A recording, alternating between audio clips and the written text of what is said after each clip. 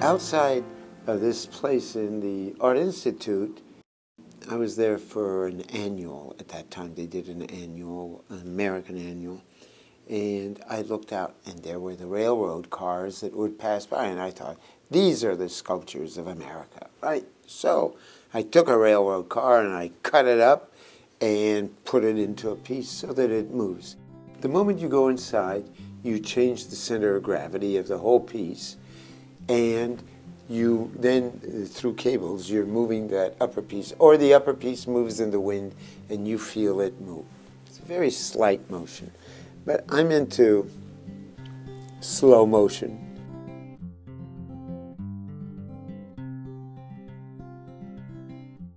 I look for a kind of an abstract resonance that goes beyond our local graphic design. I would like to find those kinds of forms that are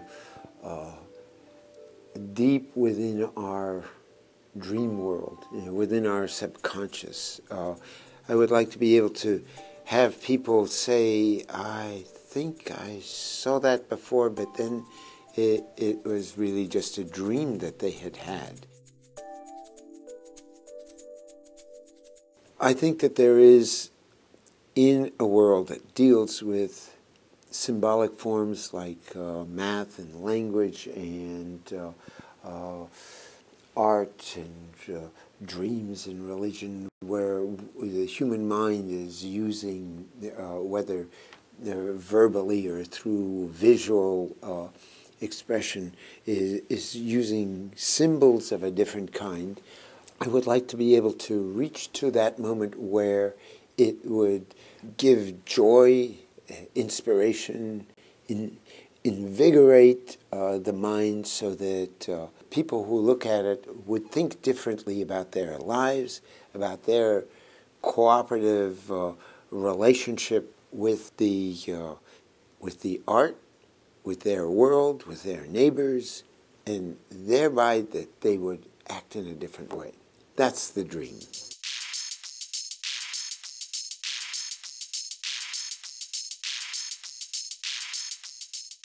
I think the Anish Kapoor is brilliant, beautiful, absolutely at the limit of what stainless steel sculpture can do. But it is the kind of work that is completely different from mine, in the sense that mine is that handwork, cutting and welding and running the crane, which I do myself, and I do it with just a very small team of 2 people. Even size-wise, it's different from the others.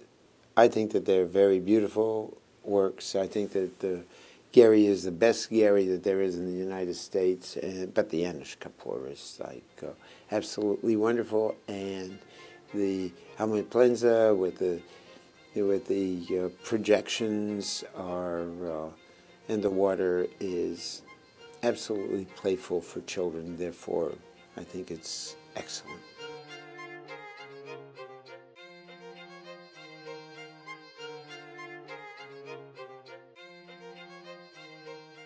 The art really does bring one out beyond like the daily affliction of entertainment that we get.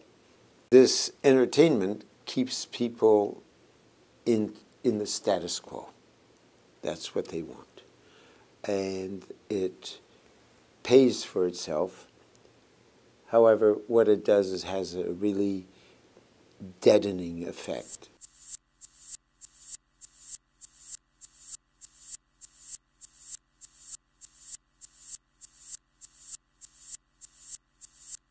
The reality is that I work really in a very grungy way. I'm on my knees sometimes. I'm cutting, which is a very smoky type of a work. I do drawings before and after of pieces. I am welding. I have to weld with masks in places where you can't have people standing around. I run the crane, which can be a very dangerous activity if nobody... if there are strangers that come in. those are all peripheral issues. The real issue is vision and the capacity to give to somebody else an idea, a vision of some way of being, of some kind of intensity that makes their lives more, but not not more like in terms of more money or more heavier, but more in terms of music or poetry or being able to understand the shapes of rocks or waves or clouds or something like that.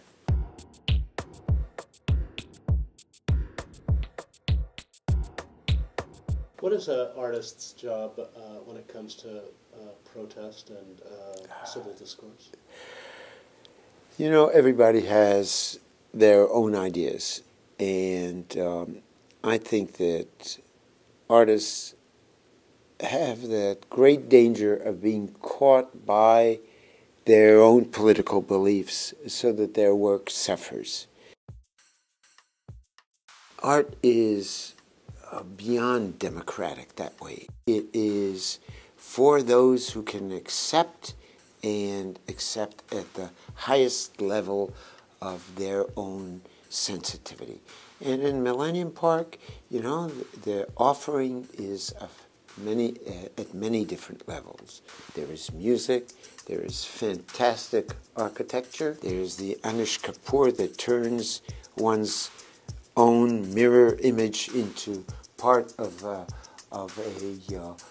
curved landscape of which you can see the straight landscape immediately behind you. It offers a little bit of a dream world, and that's rare.